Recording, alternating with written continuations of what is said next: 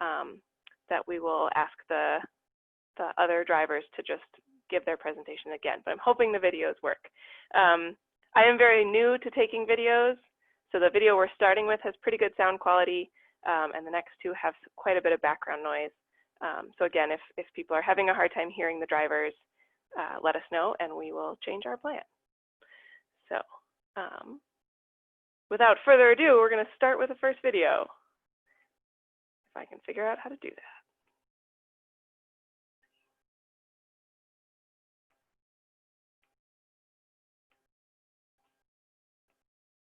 Oh, for heaven's sake. It's saying that I have a security and privacy error that I have to fix. Joel, would you by any chance want to start with the tax credits? Oh, now I can't hear you. That's because I can mute it over here on my side. I'll start with the tax credits. A good reminder as you're getting those started.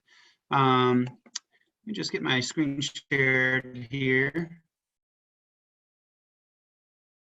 Just a reminder to folks that there are some tax credits for both EVs as for Eevee chargers, and there's incentives. We're going to go through two options from My Energy and Alliant Energy, which cover pretty much all of Winnipeg County. So there is a federal Eevee tax credit, which is up to $7,500.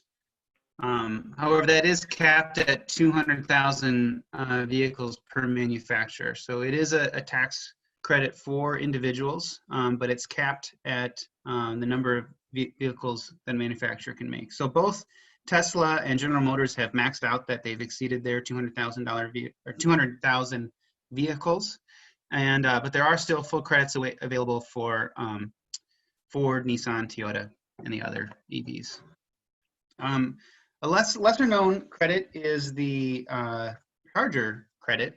This is actually out there in 2016.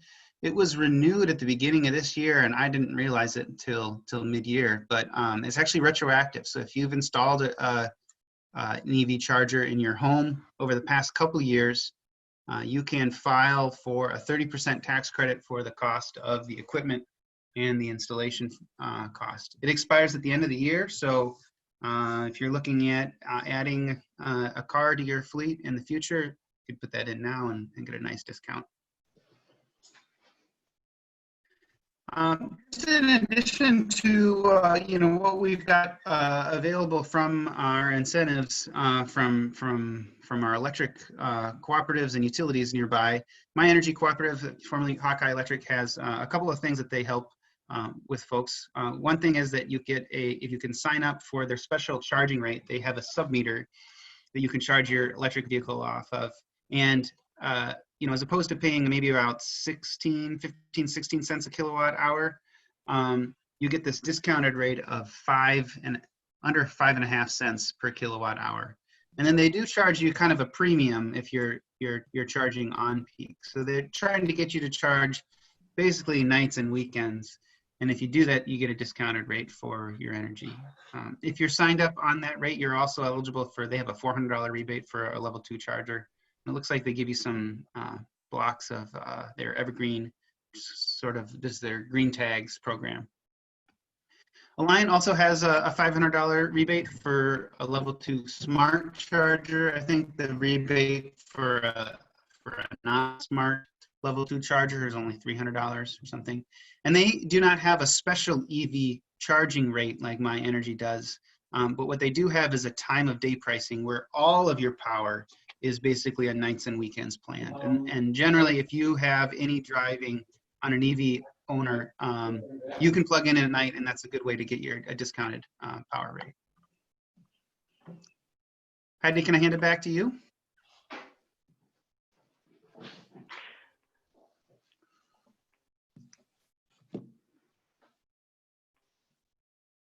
You still there, Heidi? Yes, I'm here. Can you make me a co-host again? Thank you, everyone, for bearing with our new experiment. I don't know how to get the picture on this. So what do I do? So on the bottom left, Dale, there should be a mute and then a stop video or start video. And if you just click on the little camera icon, you should have an option to start. Hey, Awesome. there you go. But I'm not Susan. That's okay. Thank you. All right. Can everybody see my screen with a picture of the car? Okay, great. So this is my dad. I accidentally, again, this is my first time filming things. I cut off his introduction to himself at some point, but this is my dad, Paul Eager, and his Prius Prime. So again, if this video isn't showing up for you, or if it's glitching really badly, go ahead and send us a chat, and we'll readjust.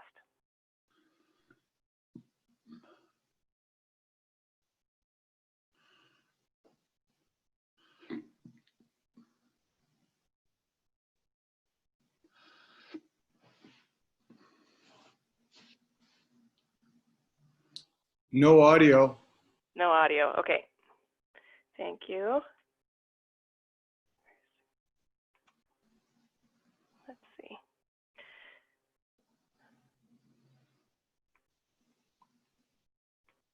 Let me try that again.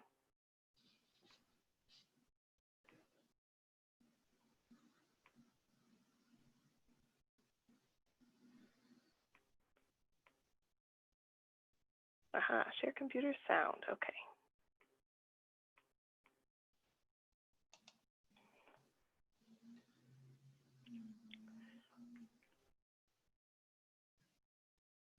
We'll give it one more try, and then we'll have my dad just talk over it if it doesn't work. Plug-in port over here. Any the sound? electrical hooked up here. Let's see. So this is where we plug it in. It'll run off 110 volt, your standard house current, and it recharges in a little over 5 hours. If you go, you can get a charging station and go up to, to 220, and then it'll charge in a little over 2 hours. And then the gas tank is on the other side, over here. So you can run about, in the summer, we get on the order of 28 to 30 miles battery only. And they say in the winter that'll go down 20 to 25%, so we'll lose mileage. And right now, if we keep the speed below around 67, 68 on the freeway, we get about 67 miles per gallon just on gas alone. So it's an amazingly fuel-efficient car. And we bought it because we wanted to cut our carbon footprint, and we thought this would be a good way to do it. Most of our errands are within 10 miles of our house, and so we figured we could do that on electric. I often go out in the morning, I come back and plug it in, and then my wife can take it out in the afternoon, or we can go out in the evening and get it done, mostly all electric. And there are a fair number of parking lots that have, charging stations. So particularly over by the University of Minnesota and in downtown St. Paul, there's some. So we can go someplace, go to an event when it wasn't the virus period, and we can recharge and drive home, all on electric. So it was a way of cutting our carbon footprint. So it's worked very well. We only had it for about 6 months. We got it right before the virus pandemic, and so we haven't driven it much. And so we're still learning. It comes with about an 800-page manual, and so we barely scratched the surface. And then I think the navigation system has like a 200-page manual, so we've not gotten very far. But for now, we like it. We love the fuel efficiency of it, and it's very comfortable. For me, I'm 6 foot tall, and no problem sitting in it and enjoy riding in it. An electric car is that our house electricity comes from solar and wind, so that way we're not increasing our carbon footprint by using more electricity, since it's already coming from renewable sources. Let's see, it is all digital, and that's a learning process for us. We kind of miss our old knobs, particularly on things like the heat control, but there is some fancy technology that maybe we will eventually learn, but we haven't learned it yet. Oh yes, I have to point out this fancy window. So as you notice, there is no rear wiper on this window, because it's designed so that it hydrodynamically will shed the rainfall. And and the snowfall. Obviously, it hasn't snowed yet, thank goodness, because it's only September. But I haven't noticed any problem with this back window, have you? Yeah, so it seems to work at least for rain, but we haven't been out in any torrential downpours because we're not going very many places right now. Oh, you can look at the back is kind of a mess, but you do lose a little storage space. The normal Prius hybrids, this would be, instead of stepping up to store stuff, you would step down. So you lose some space because this is the extra battery. So it's basically the battery that provides just the all-electric power sits above the hybrid battery. So there are two batteries in this car, so you do lose a little bit of storage space. But it hasn't really affected us. We can still pile all our camping gear in here and have some room. So we think it's going to be a good trip car for us. So this is a little high for people, but it works for us. And that's all I know. So the other nice thing about buying the vehicle this year was it was still eligible for the federal tax credit, which unfortunately disappears this year. So you get them for all electric or for the plug-in hybrids as well. So the car, the base model is about $28,500. We got a little bit nicer model. We wanted the electric seats in particular, the heated seats, electrically operated seats. Slightly nicer interior, slightly bigger screen, and so that was an additional $2,000, and the rebate will be $4,500. So it knocks our cost down to about $26,000 net for the car. All right, so that was tour number 1. How did people feel about that sound and the video? Did that work? Yeah? All right. We'll do Jim's next.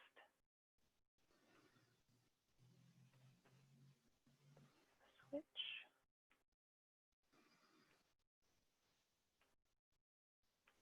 It's an all-wheel drive, long range.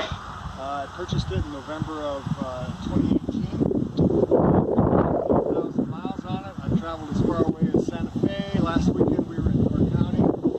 It's very easy to do. I bought this car because, first off, I just like the way it looked. I like the looks of it, but I also read the specs, and range being almost 300 miles was important to me. Speed, this is 0 to 60 about 4.4. It's one of the fastest cars I've ever driven. And it's made with the skateboard concept, where the wheels and the skateboard across the bottom, that's where the batteries are all located, is across the bottom. So all the weight is low. It's a very fast and nimble and amazing car to drive. Smooth, quiet. I charge in my garage most of the time, and actually I'm putting up solar, so it'll be all charged off solar soon. But when we travel, the supercharger network that Tesla, is Tesla specific, has installed, there's about 1,000 different locations across the United States. It's very easy to travel. In 20 to 30 minutes, we can be completely back on the road again. So bathroom breaks or something to eat, and we're ready to go. It's real contemporary. It's really more of a computer on wheels than it is a car. This is my key, although I have a little credit card that also, if I hold the credit card right there, it will actually open the car for me as well. But this is a key for the car, so I walk up, and because of Bluetooth, it actually will initiate things for me, and I can do things like, for instance, open up the trunk, which is partly one of the things that's people always like to see, because there's no motor up here. There's places for storage of luggage and so on, and so this allows a lot of space. There's a trunk in the back with a lot of space as well, and the car itself, the motors are in between the wheels. There's 2 motors, but it's all-wheel drive. Over here so you can look at it. So the interior is quite Spartan. I think it's a very elegant, contemporary design. There are no knobs, there are no buttons. Everything is done with the touch screen that's on the dash.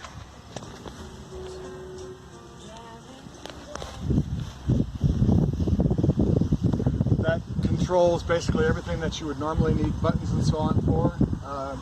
It's got a lot of space.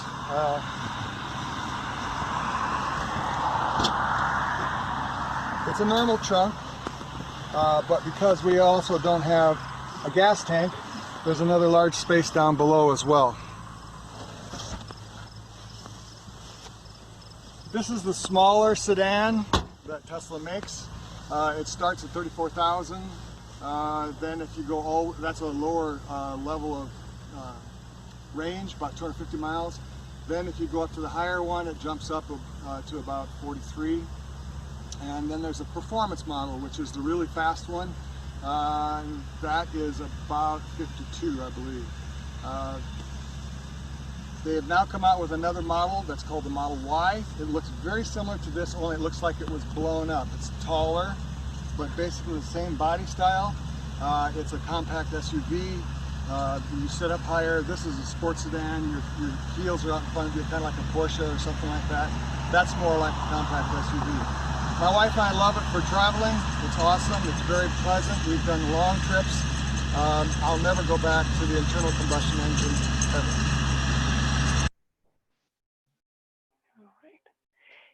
So Dale, I think your video has the most background noise. Would you be comfortable just talking about your car? I've got some still images to click along through. Sure. Okay, great, thank you. Well, we've had this, is it ready to go? Is that now? Can you see the slides? Or do I need to switch screens? Yeah. Yes, okay, great. Yeah, go ahead, Dale. We have had this, it's a 2014 Nissan Leaf, and we have had it for 4 years now. Susan commutes from Decorah to Postville, and the range of the Leaf, brand new, was around 9,500 miles. And now 6 years later, the range is about 85. But Susan's commute to Postville and back is 40 or 41 or 42, something like that. And so it's absolutely, absolutely ideal for what we use it for. Yeah, there's a charging, Susan works for the REC, Rural Electric Cooperative in Postville. And so Dairyland, which is over a number of RECs, has installed charging stations at all of the RECs. So we have one at home. We took advantage of the Alliant $500 rebate, and we put a 220 charger in our garage. And in the summertime, or the warm months, 9 months a year, we only need to charge it in one spot, and it's good for a round trip to Postville. In the dead of winter, especially you get very many below 0 days, it would be iffy if you could get back and forth without charging on the other end. So in the wintertime, she charges it at home and also charges it at work. It's been great. Like I said, we've had it for 4 years. Our entire maintenance bill for 4 years is about $120. That's 4 times rotating the tires at 30 bucks a pop. So it's fun, it's quiet. Actually, it's interesting. It's the most comfortable seats we've ever had in any car. So, and that's about everything I know. Excellent, thank you. All right, so we're going to open it up to questions. So the best way to do this, to be able to see everybody on the panel, is, Dan, I'm going to stop your video. So if you right click Oh, wait, sorry. How do you do this? So click Gallery View on the top right of your screen. And then if you hover your pointer over any video and then click the 3 dots on the upper right corner, sorry, you have to do it on someone whose video is not on. You can hit Hide Non-Video Participants, and then you'll just be able to see the panelists. And you'll be able to see them all at once. All right, so if you've got any questions, feel free to put them in the chat box. Oh, sorry, Joel. Joel, do you want to give an overview of your car? Yeah, you know, I'm sorry, my video did not get uploaded in time, but we'll get it on the Facebook page or something. You can see a tour of my Chevy Volt. I have a 2013 Chevy Volt, which is a plug-in hybrid electric car. So the Chevy Volt is actually, it's a little bit different than the Prius, for example. It is both gas and electric, but it's an all-electric drivetrain. So the electric motor is the only thing that's moving the car around at all. And then the generator on board is its backup as a generator when the battery is depleted. So it has a small battery. It only goes 35 miles. And then the gas kicks in and basically charges the battery as you're driving it. So it's been a great car for us. We've had it for 4 or 5 years. It was 3 years old when we bought it. You know, I'll second that the maintenance on it is relatively minimum. Because we get so many miles of it that we're driving on electric, it has a little timer, and we just to tell us when the oil change is needed. And so we've changed the oil once a year in the years that we've had it. We just do it every spring. We change the oil, put on new wiper blades, rotate the tires, and that pretty much takes care of our maintenance for the year. So we really enjoyed having it a lot. We can run around town all we want on using only electric and no gas at all. And but just a couple weeks ago, we drove up to International Falls, Minnesota, and so that was we just filled up the gas tank a couple times on that trip. So it's a small gas tank. It's only 9 gallons or something, but it goes 350 miles. It's average miles per gallon is 40 miles per gallon when you're out of electric. So it's been a great car. So I think maybe I'm just going to handle it. We can just maybe do a round robin, Heidi, if that's okay. The one question I see here is just how do these cars work in the winter? How do they handle in the winter, and how do they practical are they in rural areas? I think that the question maybe varies a little bit on everybody's car, so we can just go around and answer. I will say that my car, the stock tires that came with it from the dealer when I bought it were crappy to drive around in the winter. And so for 2.5, 3 years, until those things were done, it was not a great winter car. But we've got snow tires on it now and swapped them out when the snow flies. And I've been very much pleased with how it handles in the winter. It is a front wheel drive. It's not an all wheel drive car. But I haven't had any issues with it driving it around. Jim, do you want to talk about your experience? You've got an all wheel drive. Yes, it's all-wheel drive, and I actually just purchased another set of rims and bought some snow tires. So it's amazing because, well, it's all-wheel drive, and each wheel is independently controlled by computer.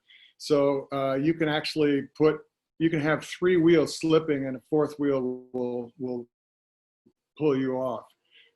So it adjusts on the fly. I was going down Interstate 35 and hit black ice, and for about a second I thought, oh my, and then the car corrected and immediately straightened it out. And that's happened to me a couple times. You can feel it, but the reaction of the computer is so much faster than I am that I feel, I posted up here in the chat, it's like driving a snowmobile. The only thing that is a downside is the battery does not have the same range in my car because lithium-ion batteries don't like the real cold. And so I'll lose probably 25 to 30%. However, Tesla is now introducing the Model Y and the Model 3. They're putting in a heat pump, which they are using it to do better battery temperature management in the hopes that it's going to extend the range overall. It's just now being released. I'm sure they've done cold weather testing on it, but I have not seen any details. And so until we actually go through a winter, those of us here in North America haven't really experienced it yet. So hopefully that will make a big improvement. But yeah, it drives like a snowmobile. And as far as rural, we were just up in Door County this over the Labor Day weekend for our daughter's wedding, and I charged up at a 110. You know, it's much slower than what I have my level 2 charger in my garage, or the superchargers along the way, which we stopped along the way. There's over 1,000 superchargers in the United States locations, and then there can be anywhere from 4 to 40 actual plug-in units in each one of those locations. So traveling, you know, we've gone to Santa Fe, we've gone up into Canada, we've been out in Nebraska. It's easy, no problem.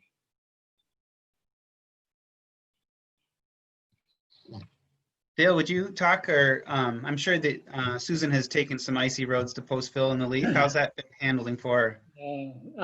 Yeah, she has put on 99.9% of the miles on the car, but it has been on the occasions that she's driven it in the snow. For a small car, it's pretty heavy, and as Jim mentioned about the Tesla, the weight seems to be low, and it's been, as far as I know, a really good snow car. Dale, your other car is a Subaru. If Susan has the choice and it's snowy, does she take the Leaf or the Subaru? She would take the Subaru. Okay. If it's iffy weather, she would take the Subaru.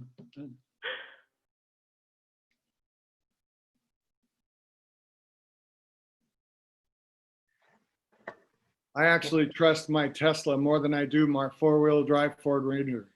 It's actually better than my 4-wheel drive Ranger. Yeah, the Leaf is just a 2-wheel drive and front-wheel drive. So. Paul, maybe this you can go first on this next question, but Brenda asks, after owning an electric vehicle, would you buy the same car, the same model again, or would you choose something else? So I think right now, as I said, we haven't had it that long, but we certainly like it. And there wasn't a lot of plug-in hybrid options when we were looking. I'm sure there'll be more. And, you know, we're pleased with it, you know, and we obviously have not driven it in the snow. One of the concerns about the Prius is there's not a whole lot of clearance. But, you know, I'm semi-retired and I mainly work from home anyway, so I don't have to go anyplace till the roads are plowed. It's just a front-wheel drive vehicle. When I used to work for the state of Minnesota, we had Prius and I drove those in the winter and they seemed to handle just fine. So, you know, we did look at a Kia that had a plug-in electric, and I think Hyundai has one, but they're not selling them into the cold climates. And I think one of the issues is that for them, if you need heat, it turns on the gas. It won't run the heat just on the battery. Whereas the Prius, we'll find out, but supposedly we'll run the climate system just on the battery as well. Sure, that's going to, you know, reduce our mileage that we get, but so, you know, for 6 months in, we're pretty pleased. Great. Great. Ryan's got a question here. It says, is there a convenient way to locate charging stations on road trips? And do you have any issues finding charging stations? Jim, I'll let you go first, and then I'll follow up for a non-Tesla answer. The car finds them for me. It's actually built in, it's hard baked into the software of the car. We'll put in our destination.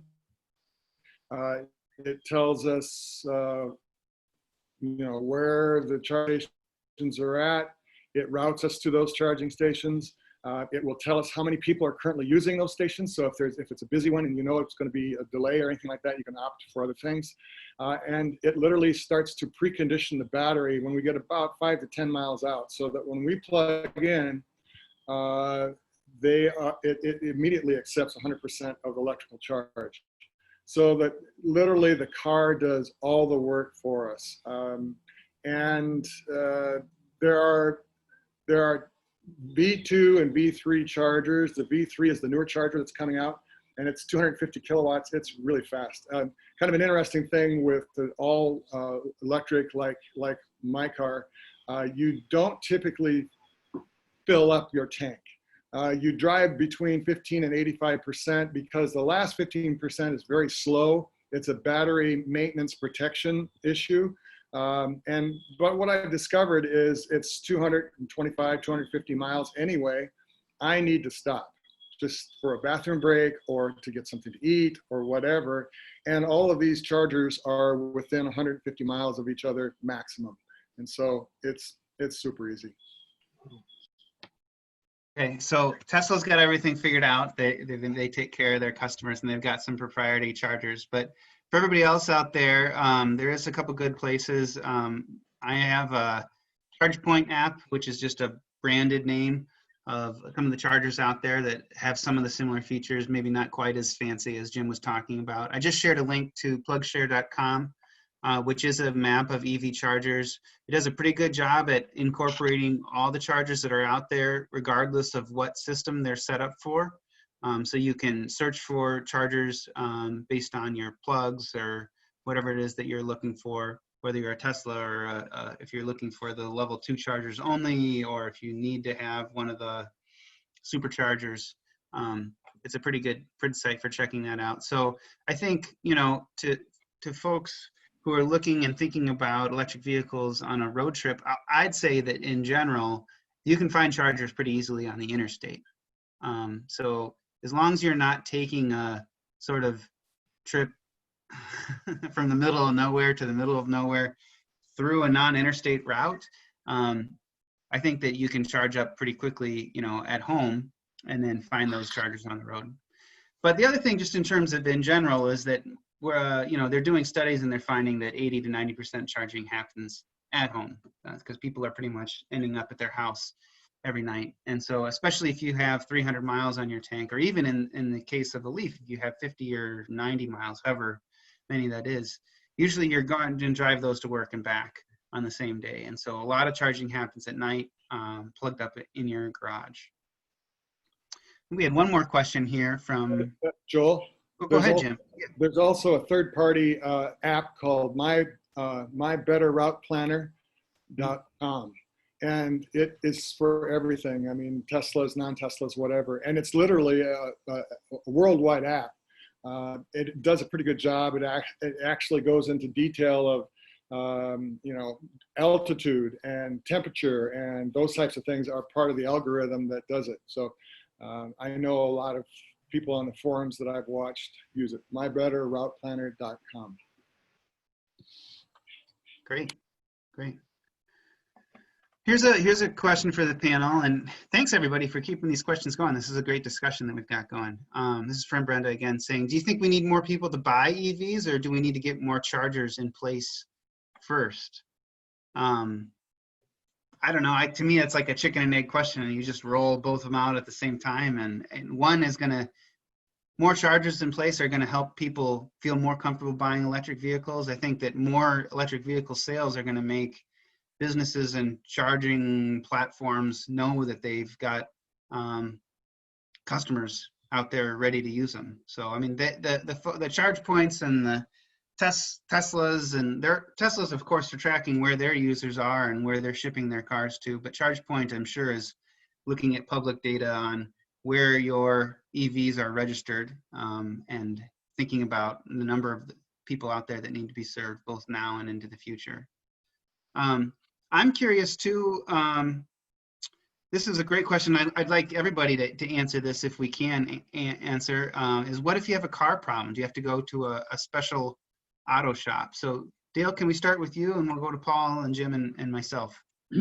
Well, we think about that because it would be testing the range. You'd have to go, to the big city, and it would be testing the range of the Leaf just to get there and back in one day, to La Crosse or Rochester or whatever. But we're just crossing our fingers that it's just an electric engine that starts every day and gets charged appropriately. But we haven't had any issues with it. But we don't know.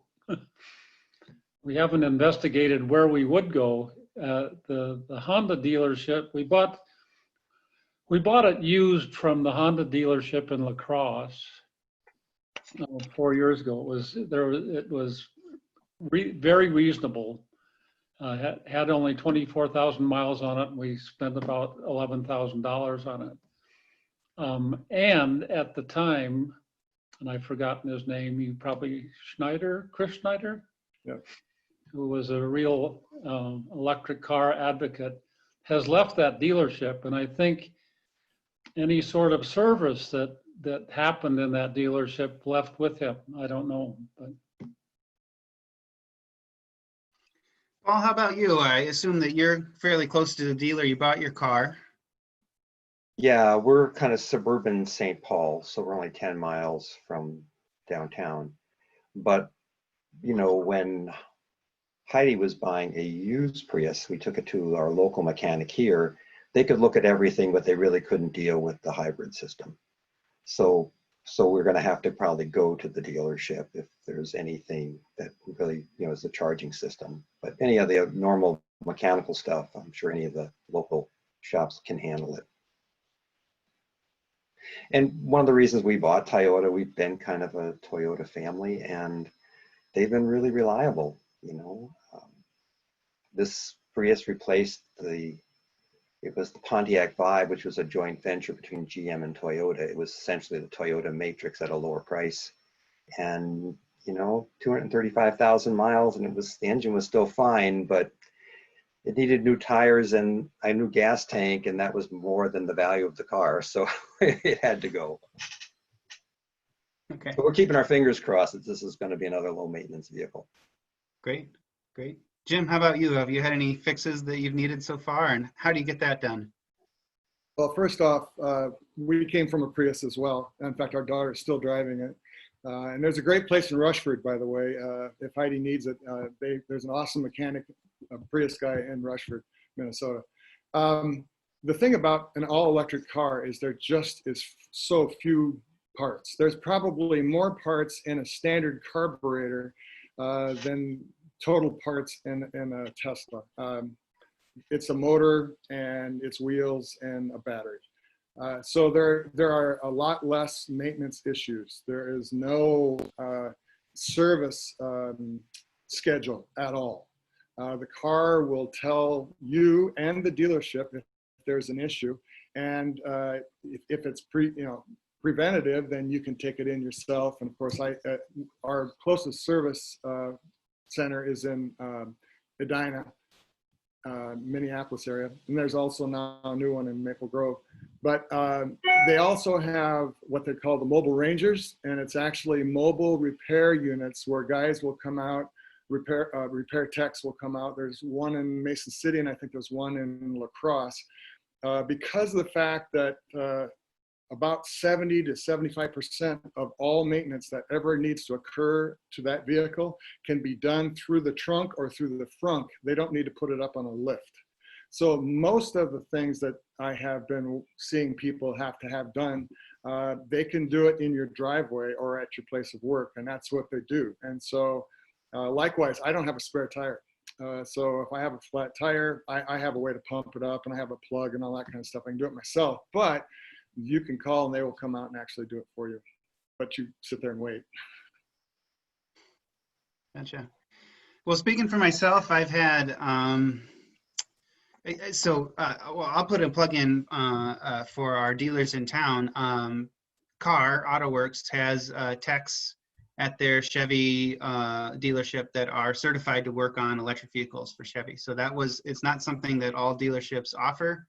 It was a training that they had to send their technicians through and figure out how to pay for that, but they knew that they wanted to be able to sell and service electric vehicles, both the Chevy Volt and the Chevy Bolt. But I know that they've got a couple electric options in their Ford lineups as well, and I think that the technicians at their Ford dealership have also been trained on EVs. So if I have any trouble with my Volt, I know I can take it to the dealer. I've had the back brake rotor replaced at just any car shop. Focadol's here in town. Mark did a great job for it, and I'd usually take it to Goodyear to get an oil change. I had a warranty issue where I don't know exactly what it was. It was kind of a non-emergency where I just got an email from Chevy saying, "Hey, you need to take this into the Chevy dealership for a software upgrade," and it was something to do with how the battery was charging. But I guess I want to go back to maybe someone else's problem here that has had a question about battery pack. I don't know what the cost of the battery pack replacement is, but on the Chevy at least there is a 10-year, 100,000-mile powertrain warranty, and the battery and the motor are included in the powertrain. So I guess I'm coming up close on 100,000 miles. I'm going to hit that in the next year or two. So I don't know what a battery pack replaces, but I've had this car for 4 or 5 years, and it's a number of years old. So I'm going to have my monies out of it by the time I hit that 100,000 mark anyway. Although fingers crossed that I've got it kicking around for some more miles after that. Any other questions from our people listening in today? I had something about batteries. On September 22nd, Tesla is going to have something called Battery Day. One of the things about Tesla is they've done a lot of work on battery technology and are considered to be the leaders in battery technology. Right now, they're estimating mine will probably go somewhere between 300,000 and 500,000 miles. And they've got some real world to prove that, but they are coming out soon with what they call the 1,000,000-mile battery and the 1,000,000-mile car, because the motors will already do 1,000,000 miles, they say. So the point is that I won't live long enough to worry about the battery pack. And I think that's where the technology is going to be in the future. And I mean immediate future. Like, I think it's probably already here, and and Volkswagen is doing the same thing. They're working real hard on the battery tech, and I know that other manufacturers are working too. That seems to be the secret sauce. If you can get the battery, that is the secret sauce to an EV. So, working with that is probably a critical point. Yeah, the Prius now is 150,000 miles, I think, is what we get. I think Kia and Hyundai are basically doing lifetime on their batteries. So, and I think the battery technology has improved and lifetimes have improved. We have a friend who, I think she had like a 2003 Prius, and she just had to replace her battery. And I think she was able to get some kind of refurbished battery or something, but it was maybe like $700. So I think typically, new is be like $1,000 to $1,500. I think so. That's kind of the battery replacement cost for the older Priuses.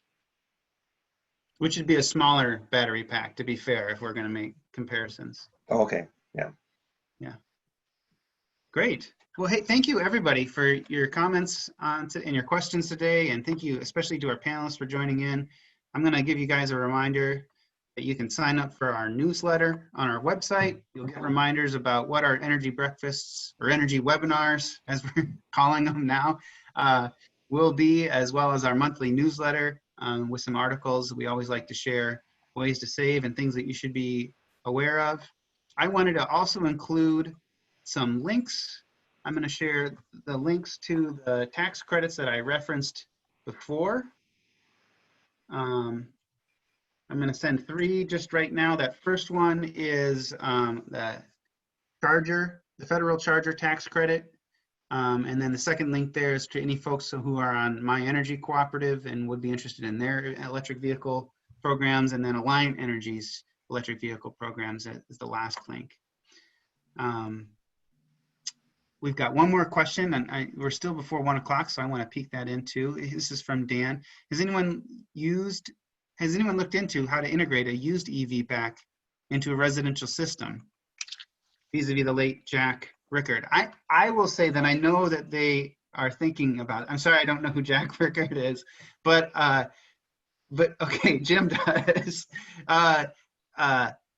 I think that there is going to be well, I don't know. I guess it depends on how optimistic a take you have. If Jim is right and these batteries never die in the car, who knows? We may not even need to think about a vehicle to grid replacement. But I know that that's things that people are talking about. It's hard to scale it at this point yet, though, because just we don't have enough of batteries from crashed EVs or from EVs who have run their battery life up. There's not a, you need a lot of batteries to make a market in terms of trying to figure out how to make that a commercially viable product. So I'm sure there's people out there tinkering with systems, and the technology for your home battery system is very similar to the batteries that are in the car. I think the biggest challenge is the electronics. And that's what Jack was working on and created. Unfortunately, he just passed away here not too long ago. But yeah, I think that whole integration of technology and software is the tripping part more than even battery availabilities. Just getting somebody who knows how to hook it up. Great. Well, thank you, everyone. I'm going to send out just one more reminder here in the chat link, and that is an event that our friends at Iowa Interfaith Power and Light are putting on. I'm going to copy and paste this into the chat box if I can do that while I talk at the same time. I think this is happening Thursday, and they asked us to share it with you. So there is the information there, and here is the link. It's happening this Thursday from 11 to 1. The title there does talk about college students, but they wanted us to make sure that it is open to everybody. Heidi, did you have anything that you wanted to add to the end of today's presentation? Yeah, I just wanted to send a plug for our in-person electric vehicle showcase. If you live in the Decorah area, we've got 3 weeks left. We're bringing one car with its owners to the Decorah Farmers Market every Saturday from 8 to 11. So the next 2 weeks we've got plug-in hybrids, and our last week is as yet to be announced. But we've got a plug-in Chrysler Pacifica, which is a minivan, and then a, Honda something. The Honda Clarity, Sorry. I believe. Thank you. Yes, Honda Clarity, which is a small, a sedan plug-in hybrid. And then thank you all so much for coming. If you think of questions after today, feel free to send them to Joel or I, and we'll track down our panelists again and get some answers for you. I have a quick question if we have time. Go ahead, how do we get the links from the chat into once this is gone, once the Zoom link is gone? We will have this video posted, and the chat links will be there as well. We'll make sure to share these links, though, on a newsletter article that we have prompting this. I can also send them out to on the same email that I sent you the Zoom link on. That'd be great. That'd be helpful. Thank you. Or Marlene, you can copy and paste it into your email real quick. That's what I did. Oh, okay, great. I'll do that. All right. Thanks, everybody. Bye-bye.